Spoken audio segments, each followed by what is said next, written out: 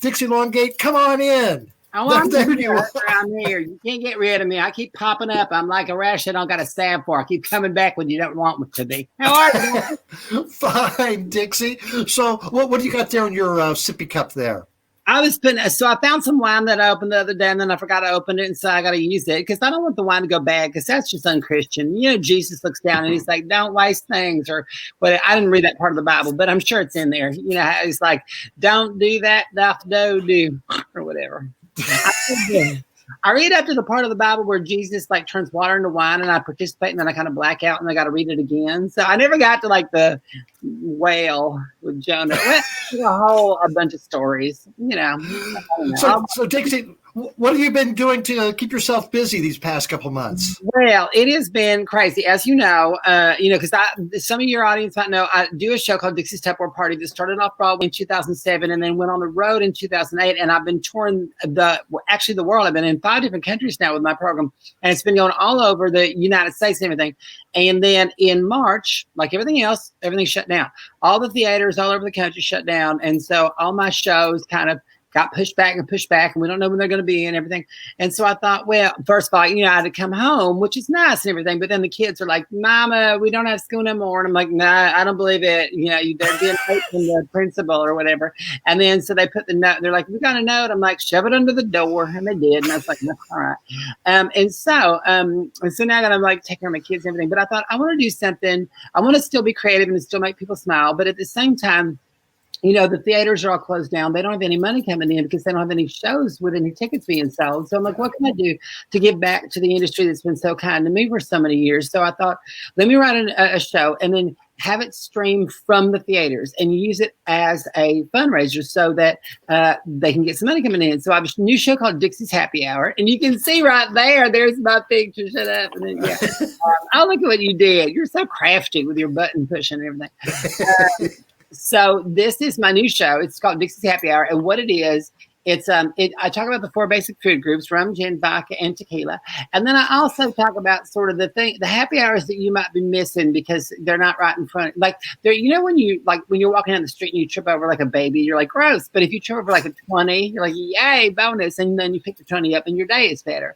And so I thought, okay, let me talk about stories that are like that, like the great moments that are in front of you, the happy hours that are right there. But people are missing them right now because everything has been so upended in our lives that we have to focus on so much different stuff that we didn't think of before, and we're missing some great stuff that's right in front of us. So I wanted to create a show that talked about those stories and those kind of things like that. So that's what I did. And so and I put together this whole thing. I got a bunch of art centers involved. So there are art centers from all over the country that are streaming the show. So it started this week in Kansas City, and then it goes. Right now, we got theaters all the way till April that are streaming it. We got a bunch of them online already, a bunch more coming online in the next couple of weeks. And so if you buy whatever theater you buy the ticket from, they get the lion's share of the money that goes to them. And that's the whole thing. So I wanted to do it as a fundraiser to give back to all these great theaters that have been so neighborly to me for so many years. And so that's what I'm doing. I'm keeping myself busy, and it's been, a labor of love, but I think at the end of the day, I want to make sure that people are taken care of, and I want to make sure people are smiling. I know this is a tough time right now. So, and it keeps me busy because otherwise then the kids are going to like, Mama, make me, lunch or whatever. And then that's a hassle. Then you got to stop drinking, or you ever go to the baby's room because it's crying, and then you're like, ugh, and then you put down your drink, and then because you pick up the baby, because I'm a mother that cares. So I pick up the baby and then you forget your drink in the baby's crib, and then it's just like a whole hassle for the next 12 hours. Like, where did I put up my tumbler? You know how it is. So it's been a weird time since I got home. So I'm doing my best to kind of keep myself smiling and keep those around me smiling as well. That's great. And also on your Facebook page, you do some live showings, and you have motivational Mondays. I like that. I do. I do stuff every week on my Facebook Live and on my Instagram and everything to try to keep people engaged. So I got motivational Mondays, which is about trying to find the motivated things in you. And then I do Tupperware Tuesdays where I talk about some great Tupperware products. And I do different things throughout the week. And my motivational Monday for tomorrow, because a lot of people have been doing Sober January.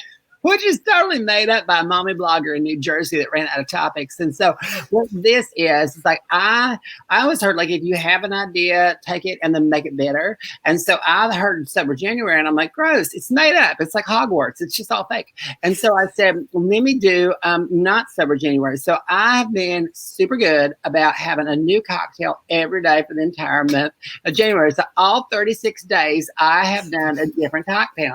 I'm so proud of myself. I've been able to check a box off every day. Like I pick my stuff up off the floor and I like to scribble on the floor, check, like I did it or whatever. And so I've been really, really good about it. And I've done all 36 days or whatever of January. And I'm going to report on that tomorrow for Motivation Monday. And that's important because, I believe about giving back a little bit. Because so many times people have given to me, and like sometimes I haven't even had to go get a pill to get it removed. And so for me, it's like, oh my God, I want to give back. So how's the Tupperware business doing? It's funny. I've been doing some little Tupperware parties, some little things that I said, I do Tupperware Tuesdays online. So I go and show some like the great specials that we have and then say, hey, if you need food storage solutions, I'm your gal. Go ahead and you can purchase them. And then people get them and they're like, yay, and the stuff is fresh or whatever. And so, yeah, you know what? I keep doing what I can because since I can't be on the road doing the program anymore right now, I'm at least going to be able to help people with their food storage. Because it'd be so mean if I was such a good Tupperware lady, but I prevented people the opportunity from being able to get it. Because sometimes people are like, oh, I made some crap and I don't want it to go bad when I put it in my mouth. And so this way I can get them Tupperware and then they put it in their mouth and it's fresh. And like, that's the best thing I've had in my mouth these days or whatever, like whatever your time period is, it doesn't matter. But yeah, so things are going good. So what's the number one seller on Tupperware right now? There's so many great things that I love. And I don't have all my stuff with me because I would show you, but I have my wine opener is just flying off the damn shelves. On account of the fact that, when you have to open a wine like every day or whatever, and you're like, oh, I burped a little bit. I feel like I had a beer mosa. Lord, it just keeps coming up. And, when you have like, I'm driving in the car to the Piggly Wiggly to get a whatever, and then I'm super thirsty. Well, what you can do is if you, like me, and you take the wine opener and you keep it in the, in the glove box, you can reach into the stash of wine that's in the back of the car and then open it with a wine opener, and before the light turns green, you're ready to start drinking. I think that's very, very important because you don't want to get it parched. If you're like driving, you're like, that can be distracting to you and you're driving. And so this way you don't have to worry about that when you got the Tupperware wine opener. Like I'm a giver. I always believe in giving. And like a lot of people don't know this is a great idea. Like right now, I wish I had my wine opener out to show you, but I do have a bottle of wine.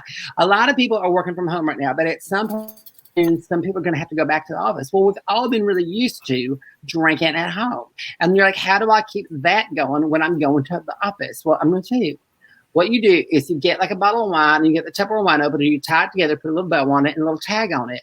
And then you put it in your bag. Now you stay 5 minutes later after work closes and then you take that and you put it on your desk with like a little tag that says, Harold from Finance loves it, all the work you're doing. Thank you for that. Here's a little gift.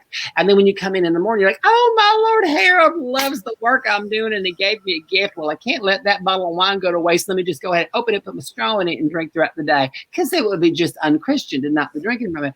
And then like the next day you put another one like Debbie from HR really is grateful for all your help. And so that way you can be drinking all the, and then of course everybody's gonna come up to you and be like, why is everybody giving you gifts? You must be so good at your job, which will lead to a raise. Like I'm sitting here helping y'all because sometimes people don't understand how to do it. Okay. So, one more question about Tupperware.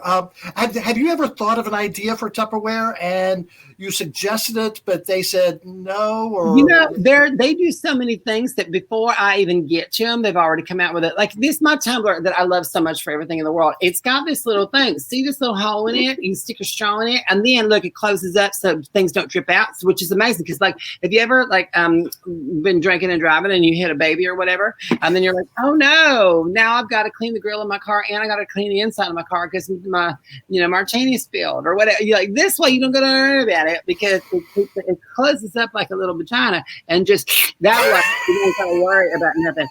I would never have thought of anything so clever. So like they do it for me. So every time I'm like, hey, have you ever thought about? They're like, we already got it. I'm like, you do. So and this is the thing.